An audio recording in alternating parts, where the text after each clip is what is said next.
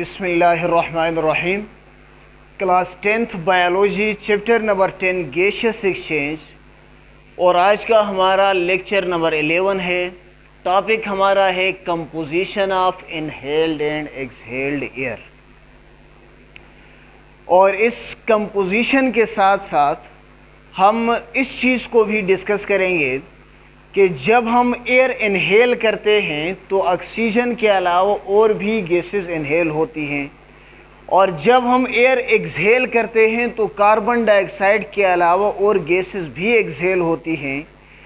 फिर हम इनहेलेशन को डिफ़ाइन करते वक्त इनटेक ऑफ ऑक्सीजन क्यों कहते हैं, और एक्सहेलेशन को डिफ़ाइन करते वक्त आउटटेक ऑफ कार्बन डाइऑक्साइड क्यों कहते हैं, इस चीज़ को भी आज हम composition of inhaled and exhaled air के साथ साथ डिस्कस करेंगे। तो आइए अपने टॉपिक की तरफ बढ़ते हैं।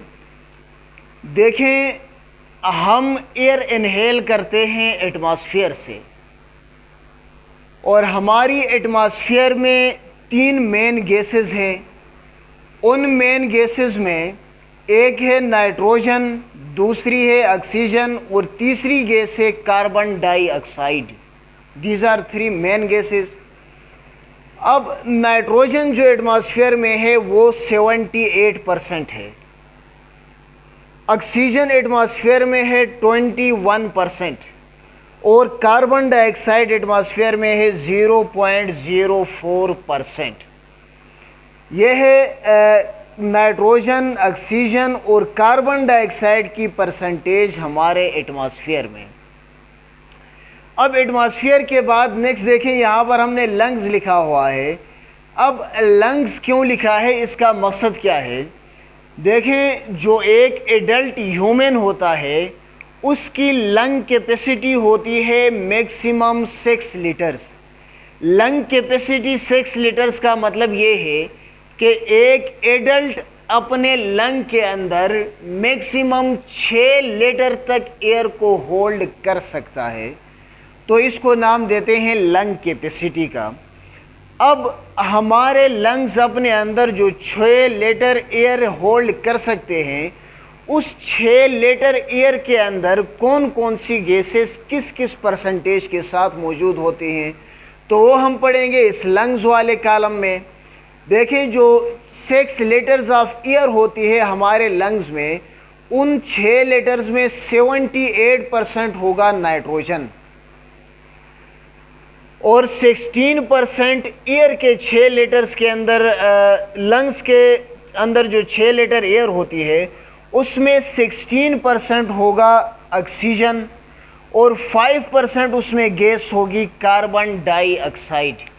तो ये है हमारी लंग कैपेसिटी कि लंग्स में जो 6 लीटर्स एयर होल्ड होती है उसमें 78% nitrogen, 16% oxygen and 5% of carbon dioxide.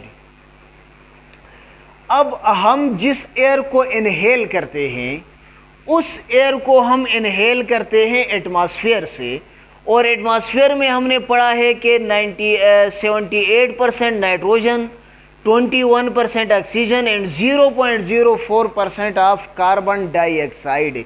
तो जब हम एटमॉस्फेयर से एयर इनहेल करते हैं तो एटमॉस्फेयर के अंदर जिस गैस की जो परसेंटेज होती है उसी परसेंटेज के साथ वो एयर हमारी बॉडी में एंटर होती है। देखें, जब हम इनहेल करेंगे, इनहेलेशन करेंगे, तो हमारी इनहेलेशन में एयर के ज़रिए से हमारी बॉडी में दाखिल होगा 78% नाइट्रोजन, 21% होगा ऑक्सीजन और 0.04% होगा कार्बन डाइऑक्साइड। बिल्कुल वही कंपोजिशन, उसी परसेंटेज से ये इनहेल होंगे जिस परसेंटेज से ये एटमॉस्फेयर में मौजूद है। अब अगर हम इनहेलेशन को कंपेयर करें लंग्स कैपेसिटी के साथ, या एटमॉस्फेयर की इनकी परसेंटेज को कंपेयर करें लंग्स कैपेसिटी के साथ, तो हमें पता चलेगा कि एटमॉस्फेयर और लंग्स के दरमियान या लंग्स और इनहेलेशन के दरमियान इन गैसेस का परसेंटेज के लिहाज से कितना डिफरेंस है। देखें, एटमॉस्फेयर में नाइट्रोजन 78%, लंग्स में भी 78%, तो नेट डिफरेंस है 0%। यह हम देखें लंग्स में 78% और इनहेलेशन होती है नाइट्रोजन की 78%, तो इसका नेट डिफरेंस कितना है? 0%। बिल्कुल इसी तरह ऑक्सीजन एटमॉस्फेयर और इनहेलेशन में ऑक्सीजन की जो परसेंटेज है वो 21% है और लंग्स में ऑक्सीजन की परसेंटेज होती है 16%। तो यहाँ पर 5% मोर इन एटमॉस्फेयर के लंग्स की परसेंटेज और एटमॉस्फेयर या इनहेलेशन की परसेंटेज को कंपेयर करें तो लंग्स के मुकाबले में एटमॉस्फेयर और इनहेलेशन में ऑक्सीजन 5% ज़्यादा होगा। फिर इसी तरह कार्बन डाइऑक्साइड को देखें तो एटमॉस्फेयर में 0.04% और लंग्स में है 5%, इनहेलेशन होती है 0.04%। एटमॉस्फेयर और इनहेलेशन को अगर हम लंग्स की परसेंटेज के साथ कंपेयर करें तो डिफरेंस क्या आएगा कि कार्बन डाइऑक्साइड होता है 4.96% मोर इन लंग्स, कि ये एटमॉस्फेयर और इनहेलेशन के मुकाबले में लंग्स में 4.96% ज़्यादा होगा। अब हम एक्सहेलेशन को डिस्कस करते हैं कि एक्सहेलेशन में कौन सी गैस कितनी मकदार में एक्सहेल होती है। देखें, इनहेलेशन और एक्सहेलेशन होती है गैसियस एक्सचेंज के ज़रिए से, और गैसियस एक्सचेंज है diffusion of gases. Diffusion of gases का मतलब है movement of gases from a region of higher concentration to a region of lower concentration, कि गैसेस का हायर कंसंट्रेशन वाले रीजन से लोअर कंसंट्रेशन वाले रीजन की तरफ जाना, इसको नाम देते हैं गैसियस एक्सचेंज का। तो अब देखें एक्सहेलेशन को पहले हमने जो 3 कॉलम्स बनाए हैं, 3 या 4, एटमॉस्फेयर का कॉलम, लंग्स का कॉलम, इनहेलेशन का कॉलम, डिफरेंस का कॉलम, इन 4 कॉलम्स के ज़रिए से हम मालूम कर सकते हैं कि कौन सी गैस कितनी परसेंटेज के साथ या किस कंसंट्रेशन के साथ एक्सहेल होती है। देखिए, सबसे पहले है नाइट्रोजन। तो नाइट्रोजन एटमॉस्फेयर और लंग्स, देखें गैसियस एक्सचेंज होती है एटमॉस्फेयर और लंग्स के दरमियान। तो एटमॉस्फेयर में नाइट्रोजन है 78% और लंग्स के अंदर भी नाइट्रोजन है 78%। देखिए, लंग्स में पहले से नाइट्रोजन 78% है, इसके बावजूद बाहर से फिर नाइट्रोजन आ रहा है 78%। पहले से 78% मौजूद है और बाहर से फिर नाइट्रोजन आ रहा है 78%। इसका मतलब ये है कि लंग्स को बाहर से आने वाले नाइट्रोजन की ज़रूरत नहीं है, इसलिए लंग्स बाहर से आए हुए सारे के सारे नाइट्रोजन को दोबारा एक्सहेल करता है। तो एक्सहेलेशन जिस एयर की होती है उसमें नाइट्रोजन की मकदार होगी 78%। जब इनहेल भी 78% होगा और एक्सहेल भी 78% होगा, तो इसका मतलब ये है कि नाइट्रोजन का हमारी बॉडी में एक जर्नी के सिवा और कोई भी काम एक्सहेलेशन और इनहेलेशन में नहीं है। तो नेट चेंज नाइट्रोजन के हवाले से हमारे लंग्स में आती है 0%। अब जो दूसरी गैस है हमारे पास ऑक्सीजन, एटमॉस्फेयर में है 21% और लंग्स में है 16%। तो यहाँ से हम देख सकते हैं कि ऑक्सीजन की कंसंट्रेशन एटमॉस्फेयर में ज़्यादा है और लंग्स में कम है। अब एटमॉस्फेयर और लंग्स की कंसंट्रेशन बराबर कैसे होगी कि जब इनहेलेशन होती है ऑक्सीजन एयर की तो उसमें 21% ऑक्सीजन इनहेल होता है, 21% ऑक्सीजन इनहेल होता है। अब देखें, लंग्स के अंदर 16% ऑक्सीजन पहले से है और 21% ऑक्सीजन जो है ये इनहेल हो रहा है।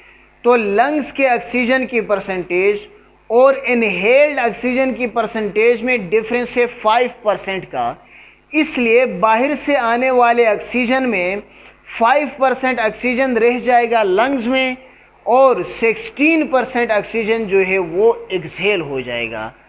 तो जब बाहर से आने वाले ऑक्सीजन में 5% लंग्स में रहेगा, देखिए अब बाहर से लंग्स में आकर लंग्स में रह रहा है, तो लंग्स के अंदर जो चीज़ रहती है उसको हमने शो किया है पॉजिटिव साइन के साथ।